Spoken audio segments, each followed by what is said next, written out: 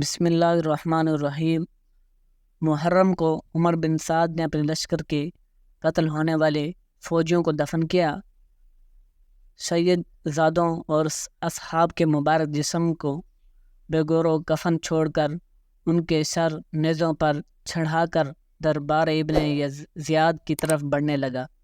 رسول اللہ صلی اللہ علیہ وسلم کی نواسیوں کو قیدی بنا کر ساتھ ساتھ پیدل چلایا جا رہا ہے۔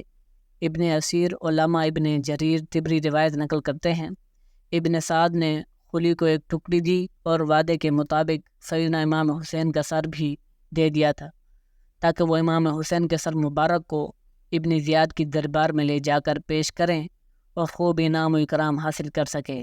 لیکن خلی بن یزید نے جب کوفہ پہنچا تو تبھی رات ہو چکی تھی، اس لیے اس نے رات کے آخری حصے میں گورنر کی نیند کو خراب کرنا مناسب نہ سمجھا، اسی لیے وہ نواز رسول حضرت امام حسین رضی اللہ تعالیٰ عنہ کے مبارک سر کو اپنے گھر لے گیا، کسی برتن کے نیچے چھپا رکھ دیا۔ رات کے وقت خلی کی بیوی نے دیا ہلکے برتن کے نیچے سے نور چمک رہا ہے، اس برتن کے پاس گئی تو اس نے برتن نیچے دیکھا تو نبی مکرم صلی اللہ علیہ وسلم کے نواسے حضرت سیدنا امام حسین کا سر مبارک تھا۔ خلی کی بیوی بہت ناراض ہوئی، وہ بیان کرتی ہیں، خدا کی قسم میں نے دیکھا کہ آسمان سے ایک نور کی لہر برتن پر پڑ رہی تھی، ایک سفید رنگ کا پرندہ اس برتن کے ارد گرد گھوم رہا ہے، جس کی وجہ سے سارے گھر میں روشنی پھیل گئی۔ اگلی صبح اسیر ان کربلا اور شہداء کے سروں کو کوفے کے شہر میں پھیرانے کے بعد ابن زیاد کے دربار میں لا کر اس کے سامنے پیش کیا گیا۔ عبداللہ بن زیاد کی سیدہ حضرت زینب سے گفتگو اور آپ کی دیے جانے والے جوابات بھی تاریخی کتابوں میں نہایت ہی پرسوز انداز میں لکھے۔ حضرت زینب اور حضرت عبداللہ کے باہمی گفتگو دربار میں موجود حاضرین پر نہایت ہی اثر انداز ہوئی۔ کوفہ میں ہونے والے پرسوز واقعات میں سے ایک واقعہ یہ تھا، جب ابن زیاد کے سامنے سید الشہداء نواز رسول حضرت امام حسین رضی اللہ تعالیٰ عنہ کا سر اقدس پیش ہوا تو اس شکل قلب نے اپنی چھڑی کے ساتھ حضرت امام حسین کے ہونٹ اور دانت کھریدے۔ یہ دیکھ کر کچھ لوگ تو خوش ہوئے، لیکن پاس ہی کھڑے صحابی رسول حضرت زید بن ارقم داڑے مار مار کر رونے لگے۔ ابن زیاد سے کہنے لگے، خدا کے لیے اس چھڑی کو ان ہونٹوں سے اٹھا لو، خدا کی قسم میں نے بہت مرتبہ ان ہونٹوں پر رسول اللہ صلی اللہ علیہ وسلم کو بوسہ دیتے ہوئے دیکھا ہے۔ عبداللہ نے جب یہ الفاظ سنے تو زور سے چلاتے ہوئے کہنے لگا، تم کس چیز پر رو رہے ہو، فتح پر یا آنسو بہاتے پر؟ اگر میں یہ نہ جانتا کہ تمہاری عقل جاتی رہی ہے تو میں اسی وقت تم کو قتل کر دیتا۔ بوڑھے صحابی ابن زیاد کا یہ جواب سن کر دربار سے چلے گئے۔ پھر مولا حسین کے سر مبارک اور آپ کے خاندان کو شمر و طارق بن محرف نگرانی میں یزید کی دربار میں پیش کرنے کے لیے شام کی طرف روانہ کر دیا گیا۔ تاریخ خون کے آنسو روتی ہے۔ جب یہ قافلہ شام پہنچا تو وہاں جشن سما تھا۔ یزید کے کہنے پر راستوں کو سجایا گیا۔ زہر بن قیس کے نے میدان کربلا کا شروع سے لے کر آخر تک واقعہ سنایا اور اس کے بعد ایک سونے کی تھال میں رکھ کر سیدنا امام حسین کا سر مبارک یزید کو پیش کیا گیا۔ یزید نے جب سیدنا امام حسین کے سر مبارک کی توہین کرنا شروع کی تو وہاں موجود کچھ لوگوں نے اعتراض کیا، جنہیں یزید نے فوری طور پر اپنے دربار سے نکل جانے کا حکم دیا۔ ان میں سے یحییٰ بن حکم اور صحابی رسول حضرت ابو برزہ اسلمی شامل تھے۔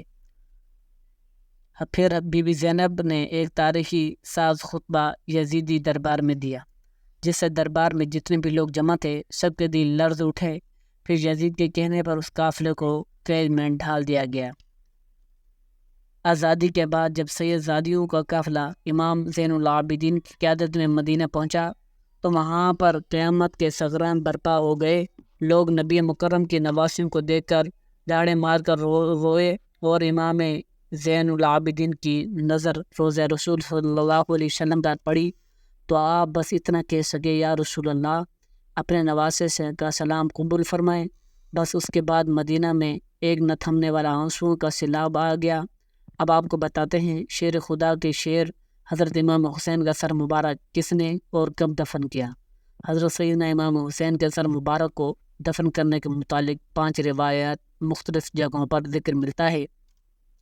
پہلی روایت میں علامہ قرطبی، علامہ طبری اور شاہ محدث دہلوی رحمۃ اللہ علیہ روایت کرتے ہیں، یزید نے اسیران کربلا اور سر انور کو مدینہ بھیجا، جہاں پر امام زین العابدین نے سر مبارک کو حضرت حسن یا حضرت سیدہ فاطمہ سلام اللہ علیہا کے پہلو میں دفن کر دیا۔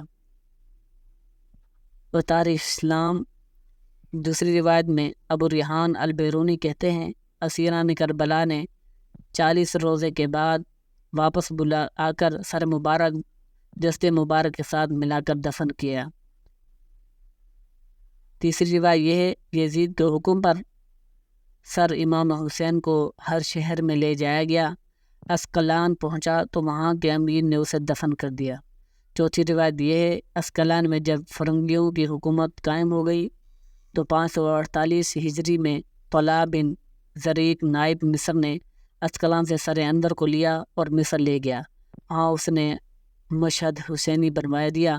شام کربلا علامہ شفیع اوکاڑوی، اس کے متعلق علامہ ابن حجر مکی روایت کرتے ہیں، ایک دفعہ سلیمان بن عبد المالک نے خواب میں حضور اکرم صلی اللہ علیہ وسلم کی زیارت کی، جس میں حضور صلی اللہ علیہ وسلم نے سلیمان سے محبت کا اظہار فرمایا اور خوشی کا اظہار فرمایا۔ صبح جب سلیمان بن عبد المالک نے یہ خواب حضرت امام حسن بصری کو سنایا اور تعبیر پوچھی تو آپ نے فرمایا، تم نے ضرور آل رسول سے کوئی نیکی کی ہے۔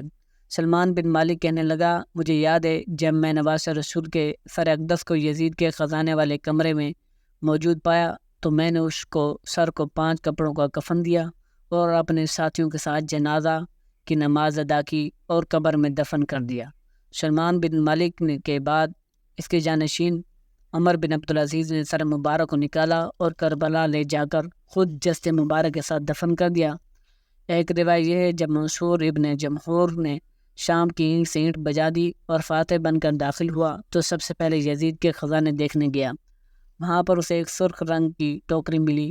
منصور ابن جمہور نے سوچا ضرور اس ٹوکری میں بنو امیہ کا کوئی اہم خزانہ ہوگا، چنانچہ اس نے خود اسے کھولا، اس کے پاؤں تلے زمین نکل گئی، کیونکہ اس میں امام سیدنا حسین رضی اللہ تعالیٰ عنہ کا سر اقدس تھا، جس سے ایسی خوشبو آ رہی تھی پہلے منصور نے کبھی نہ محسوس کی تھی۔ اس نے اپنے غلاموں سے کہا، فوراً کفن کا بندوبست کرو۔ کفن میں لپیٹ کر سیدنا امام حسین کے سر اقدس کو اس نے دمشق میں باب فرادیس کے پاس دفن کر دیا۔ اللہ تعالیٰ سے دعا ہے کہ اللہ تعالیٰ ہمیں نیک عمل کرنے کی توفیق عطا فرمائے۔